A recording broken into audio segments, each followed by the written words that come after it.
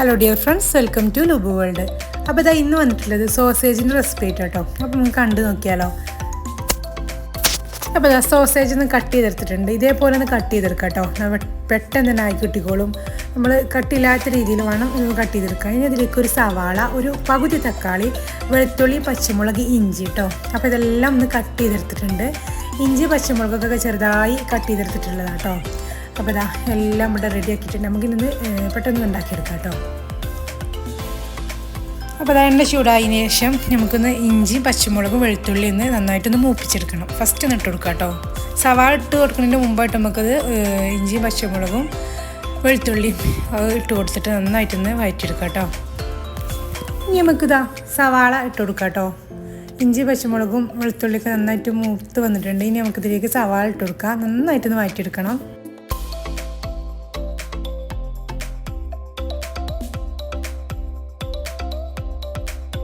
ഇനി ഇതിലേക്ക് നമുക്കൊരു 1/4 ടീസ്പൂൺ മഞ്ഞൾപ്പൊടി ഇട്ട് കൊടുക്കാം കേട്ടോ. സവാള ഏകദേശം വഴണ്ടി വന്നതിന് ശേഷം മഞ്ഞൾപ്പൊടി ഒന്ന് ചേർത്ത് കൊടുക്കാം.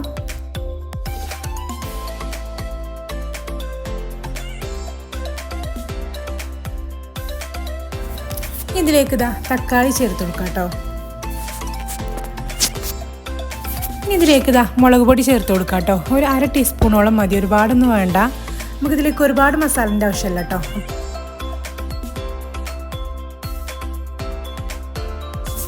ഇതിലേക്കൊരു 1/2 ടീസ്പൂണോളം ഗരം മസാല ചേർത്ത് കൊടുക്കാം കേട്ടോ. പിന്നെ ഇതാ പാകത്തിന് ഉപ്പ് കുറച്ച് മതിയാവും. സോസേജിൽ ഓൾറെഡി ഉപ്പുള്ളതാണ് കേട്ടോ. അപ്പോൾ നോക്കിയിട്ടിട്ട് കൊടുക്കാം കേട്ടോ.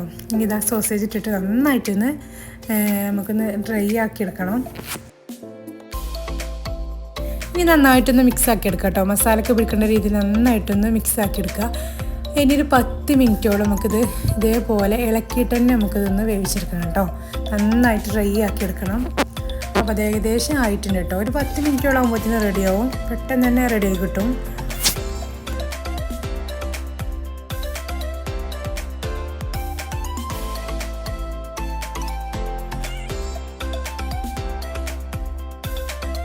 അപ്പോൾ നമ്മൾ സോസേജ് റെഡി ആയിട്ടുണ്ട് കേട്ടോ. ഒരു 10 മിനിറ്റോളം ഉള്ളൂ ഞാനിത് കുക്ക് ചെയ്തിട്ടുള്ളത്.